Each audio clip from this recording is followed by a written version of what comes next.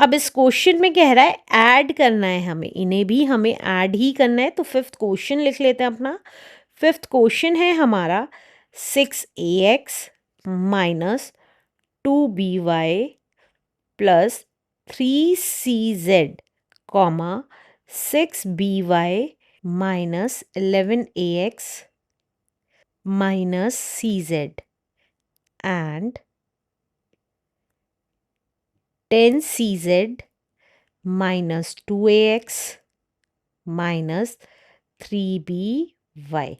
अब इनको ब्रैकेट में लिख लेंगे क्योंकि हमें ऐड करना है। तो 6ax minus 2by plus 3cz plus 6by minus 11ax minus cz plus 10cz minus 2ax minus 3by।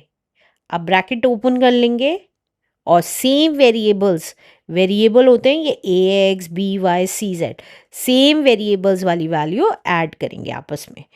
तो ये आ गया 6ax minus 2by, as it is sign आ जाएंगे क्योंकि बाहर प्लस का साइन है। प्लस का साइन होने की वजह से इनके साथ जो साइन लग रहे हैं वो एज इट इज आ जाएंगे।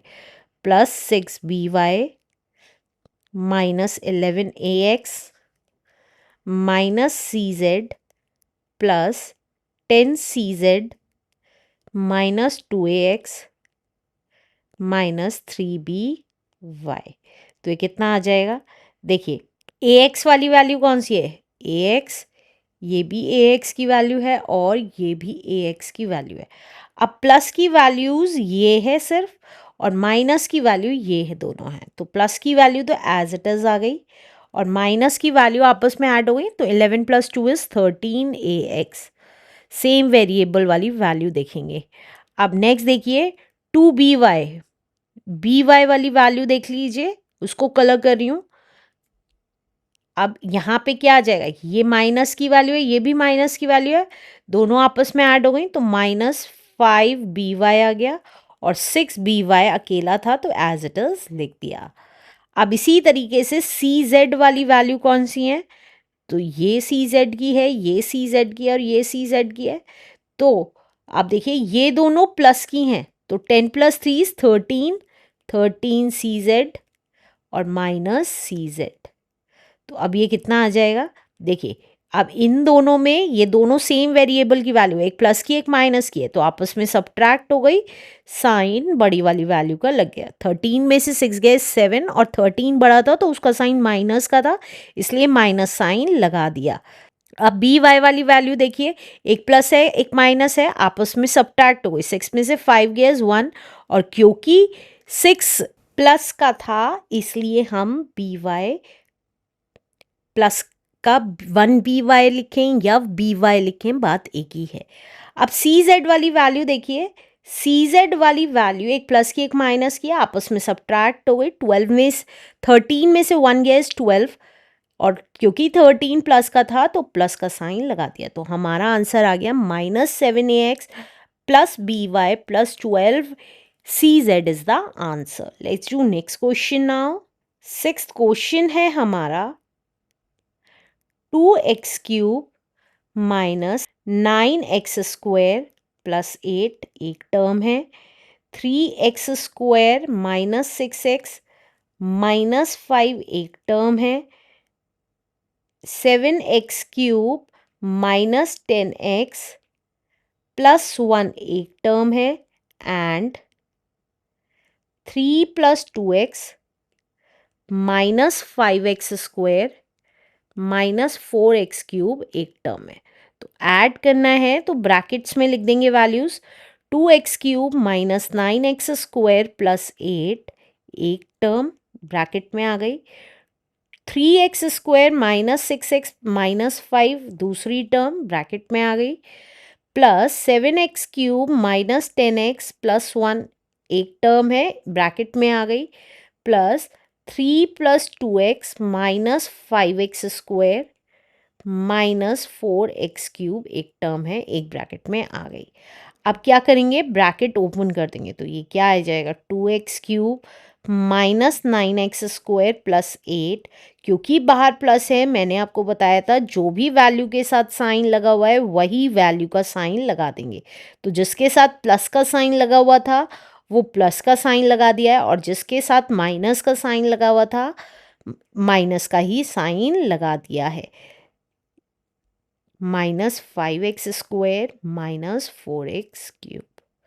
तो अब देखिए सबसे बड़ी वैल्यू यहाँ पे क्यूब की है, ये याद रखिएगा। तो हम सबसे पहले क्यूब की वैल्यूज़ देख लेंगे।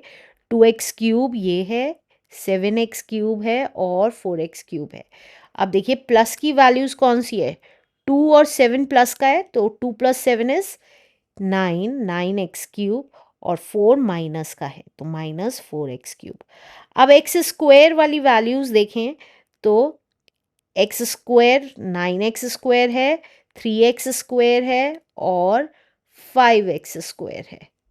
तो इनमें से 9 माइनस का है और 5 माइनस का है। 9 + 5 इज़ 14, 14x² और 3x² प्लस का है तो प्लस का 3x² लिख दिया।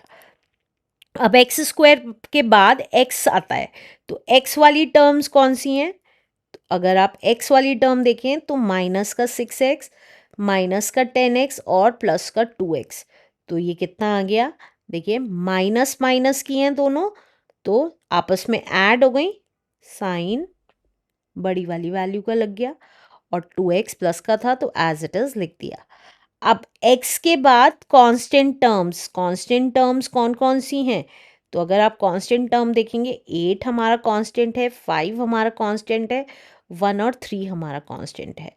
तो 8 प्लस का है, 1 और 3 प्लस का है, तो 8 + 1 इज़ 9, 9 + 3 इज़ 12, तो प्लस का 12 माइनस का 5। अब ये कितना आ जाएगा, देखिए 9 प्लस का है, 4 माइनस का है, तो आपस में सब्ट्रैक्ट हो गया, साइन बड़ी वाली वैल्यू का लग गया। इसी तरीके से 14 माइनस का है, 3 प्लस का है, तो आपस में सब्ट्रैक्ट हो गया, साइन बड़ी वाली वैल्यू का लग गया। 14 बड़ी वैल्यू थी तो इसलिए माइनस साइन लगा दिया। अब x वाली टर्म देखिए, ये माइनस की प्लस की है तो फिर से आपस में सब्ट्रैक्ट हो गया, साइन बड़ी वाली वैल्यू का लग गया, और प्लस का 12 माइनस का 5, एक प्लस की एक माइनस की वैल्यू है, आपस में सब्ट्रैक्ट हो गई, साइन बड़ी वाली वैल्यू का लग गया।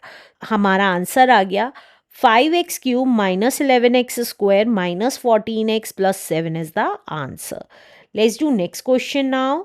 नेक्स्ट क्वेश्चन है हमारा 6p plus 4q minus r plus 3 comma 2r minus 5p minus 6 11q minus 7p plus 2r minus 1 and